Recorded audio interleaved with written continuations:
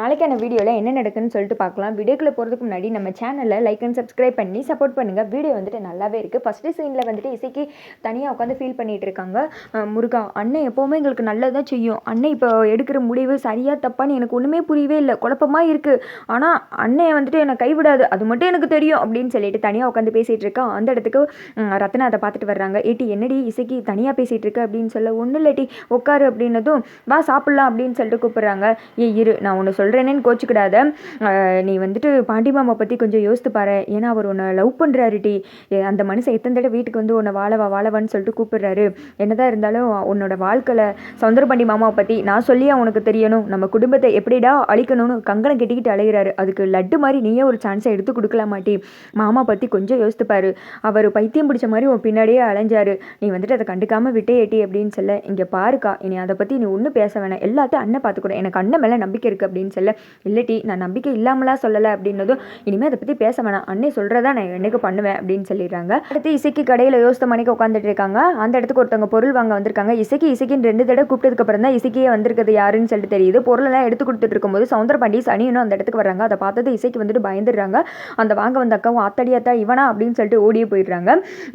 நான் வந்துட்டு இந்த வண்டி சிண்டுக்கிட்ட எல்லாம் பேசுறது கிடையாது, மேல இடத்துல தான் எப்பவும் பேசுறது. அவங்கள உள்ள இருந்தா வர சொல்லு அப்படின்னு சொல்ல, யோ சண்முகம் வைகுண்டம் உள்ள யாராவது இருந்தா வாங்கயா அப்படின்னு சொல்ல வெளியில் வந்துட்டு வர்றாங்க. முதல் போனிக்கு ஒன்று மகை வரான், அப்பா வரான், இவங்க தொல்லை தாங்க முடியல அப்படின்னு சொல்லிட்டு சண்முகம் வெளியில் வராங்க.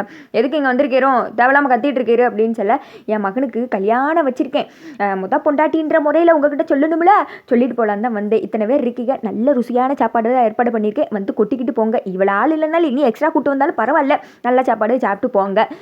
அது மட்டும் இல்லாமல் நான் வந்துட்டு சொல்ல வேண்டிய கடமையில் இருக்கேன் அப்படின்னு சொல்ல, நீங்கள் ஒன்றும் கவலைப்படாதீங்க, குடும்பத்தோடு வந்து ஜாம்னு அட்டகாசமாக அசத்திடுறோம் அப்படின்னு சொல்ல, என்னது இது இவன் வந்துட்டு திட்டுவான்னு பார்த்தா இவன் என்ன குடும்பத்தோட வாரன்றான், எதுவும் பிளான் வச்சிருக்கானோ அப்படின்னு சொல்லிட்டு யோசிக்க, என்ன யோசிக்கீங்க அப்படின்னு சொல்ல, சௌந்தர பாண்டி ஒரு மாதிரி குறுகுறுன்னு பார்த்துட்டு இருக்கா. எப்பா இது உங்களுக்கே நல்லா இருக்கா, ஊரில் நீங்கள் பெரிய மனுஷர் தானே, 4 பேர் தப்பு செஞ்சால் ஏன் எதுக்குன்னு கேட்க வேண்டிய இடத்துல இருக்கிற நீங்களே வந்துட்டு இப்படி எல்லாம் பண்ணலாமா, புருஷன் பொண்டாட்டி சண்டைனா அதை அவங்க பேசி தீர்த்துக்குருவாங்க, நீங்கள் எதுக்குப்பா தேவையில்லாமல் மூக்கு நுழைச்சிட்டு இருக்கீங்க, நீங்கள் வந்துட்டு பண்ணுறது ரொம்ப தப்பு, புருஷன் பொண்டாட்டி யார் தான் வந்துட்டு சண்டை போடல சொல்லுங்க அப்படின்னு சொல்ல, அதுக்காக அவள் எத்தனை தடவை வந்துட்டு வாழவான்னு கூப்பிட்டா, இந்த அம்மணி மேடம் இங்கேயே உட்காந்துக்கிட்டு இருந்தால் என்ன பண்ணுறது, இந்த பெரிய சூப்பர் மார்க்கெட்டு இதை விட்டு நகண்டு வரமாட்டாங்க அப்படின்னு சொல்ல, எனக்கும் சண்முகத்துக்கும் வராத சண்டையப்பா, ஒரு தடவை துப்பாக்கி எடுத்து நான் அவனை சுடுறதுக்காகலாம் வந்தேன்ல, அப்படி இருந்த நாங்கள் இப்போ சேர்ந்து சந்தோஷமாக வாழ ஆரம்பிக்கலையா, அது மாதிரி கண்டிப்பாக இவங்களும் சந்தோஷமாக வாழ்வாங்க அப்படின்னு சொல்ல, அப்போ உங்கள் நொன்னைங்கிட்ட நீ துப்பாக்கி கொடுத்து அமுச்சு விடு, இவளை ஒரேடியாக சுட்டு தள்ளிட்டு என் பையனுக்கு வேற கல்யாணம் பண்ணி வைக்க அப்படின்னு சொல்ல, அவளை ஆசை இருந்துச்சுன்னா நீங்களே உங்கள் பையன்கிட்ட கொடுத்து விடுங்க, அவன் வந்து சொல்கிறானான்னு பார்ப்போம் அப்படின்னு சொல்ல, ஏய் நீ எதுக்கு டாக்டரை இப்படி கோவப்பட்டுக்கிட்டு இருக்கவோ,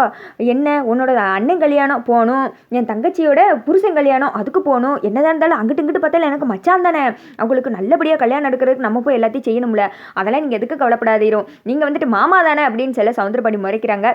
எனக்கு மாமா தானேன்னு சொல்ல வர்றேன், எல்லாம் சரிதானே, நான் சொன்னது எதுவும் தப்பாக சொல்லையே, எல்லாம் குடும்பத்தோடு வந்துடுறோம் கிளம்புங்க அப்படின்னு சொல்ல, அடுத்த சீனில் நைட்டு வந்துட்டு இசைக்கு சாப்பிடாம படுத்துட்டு இருக்காங்க. இங்கிட்ட சண்முகம் அவங்க தங்கச்சிங்களை விட்டு சாப்பிட வர சொல்கிறாங்க. இசைக்கு வந்துட்டு உட்காந்து சாப்பிடாம உட்காந்துட்டு இருக்காங்க. இந்த வீட்டில் என்னதான் நடக்குதுன்னே தெரில அப்படின்னு சொல்லிட்டு அவங்க அப்பா புலம்ப ஆரம்பிக்கிறாரு. இங்கே பாரு, கல்யாணத்துக்கு நீ வர்ற அப்படின்னு சொல்லிட்டு சண்முகம் இசைக்கை பார்த்து சொல்ல, நானும் வர்றேன்னு சொல்லிருங்க மாமா அப்படின்னது, ஏன் நீ வருவல்ல நினச்சிட்டு இருக்கேன், வரமாட்டியாக்கோ அப்படின்னு கேட்க, அந்த கேவலமான கல்யாணத்தை பார்க்கணுமான்னு சொல்லிட்டு நினச்சிட்டு இருந்தேன், ஆனால் இப்போ நானும் வரலான்னு முடிவெடுத்துட்டேன் அப்படின்னு சொன்னதுமே, அது மட்டும் கிடையாது மாமா, நான் கல்யாணம் முடிஞ்சு ஸ்ட்ரெயிட்டாக எங்கள் அப்பா வீட்டுக்கு போயிடுவேன், அவரை வந்துட்டு அங்கே வந்து வாழ சொல்லுங்கள் என் கூட அப்படின்னு சொல்ல, மதினி அப்போ அண்ணன் அங்கே விளையாடி இங்கே வேறு கல்யாணம் பண்ணிப்பீங்களா அப்படின்னு சொல்ல, வீரா வந்து திட்டுறாங்க. எந்த நேரத்தில் என்ன பேசுனே தெரியாதடி உனக்கு அப்படின்னு கேட்க, கண்டிப்பாக வேறு கல்யாணம் பண்ணிப்பேன், இப்போலாம் உங்களுக்கு நிம்மதி தானே, பதில் வந்துருச்சுல அப்படின்னு சொல்லிட்டு அங்கேருந்து எந்திரிச்சு போயிடுறாங்க. அவங்க அப்பா வந்துருச்சு, இதெல்லாம் வீடா அப்படின்னு சொல்லிட்டு எந்திச்சு போயிட, யாரும் எதுவும் கவலைப்படாதீங்க, எல்லாம் நல்லபடியாக சாப்பிடுங்க அப்படின்னு சொல்லிட்டு சண்முகம் சாப்பிட ஆரம்பிச்சிடாரு. அடுத்த சைடு பரணி வந்துட்டு வைகுண்டத்துக்கு மாத்திரை மருந்தெல்லாம் எடுத்து கொடுத்துட்டு இருக்காங்க. அப்போ வந்துட்டு ஒரு புறவை எடுத்துட்டு நம்ம சண்முகம் வந்துட்டு வர்றாரு. இசைக்கு கிட்ட கொடுத்து இந்த சேலையை தான் நீ கட்டணும் அப்படின்னு சொல்லி எல்லாருமே ஷாக்காகி போய் பார்த்துக்கிட்டு இருக்காங்க. இதைத்தான் நீ நாளைக்கு கட்டிட்டு வரணும், யாருக்கு எடுத்து கொடுக்கல, உனக்கு மட்டும் தான் கொடுக்கேன், நீயே நல்லா யோசித்து பாரு, மேலே வந்துட்டு பைத்தியமாக சுற்றிட்டு இருப்பானா, ஆனால் திடீர்னு வேற கல்யாணம் பண்ண போவானா, ஒரு கேடுகட்ட மனுஷனாக இருந்தவனை நல்ல மனுஷனாக மாற்றினது நீ தான், ஒரு பையன் ஊருக்குள்ள அவனை மதிப்பானா, ஆனால் 4 பேர் மதிக்கிற மனுஷனாக மாற்றினது நீ, அப்போ ஏற்பட்ட ஒன்றை வேணான்னு சொல்லிட்டு வேற கல்யாணம் பண்ணிக்க போகிறானா, அவன் உனக்கு பரிச்சை வைக்கன்னு சொல்லிட்டு அவனுக்கு அவனே பரிச்சை வச்சுக்கிட்டு இருக்கான். அப்பேற்பட்டவன் உனக்கு வேணுமா அப்படின்னு சொல்லி இசைக்கு வந்துட்டு கண்ணை தொடச்சிட்டு இந்த சேலையை கட்டிட்டு நான் வரேனே நாளை கல்யாணம் அப்படின்னு சொல்லிடு என்னமோ பண்ணுங்கப்பா அப்படின்னு சொல்லிட்டு ஆளாளு கிளம்பிடுறாங்க. அடுத்த நாள் வந்துட்டு அந்த கல்யாண செட்டப்பில் தான் காமிச்சிட்டு இருக்காங்க.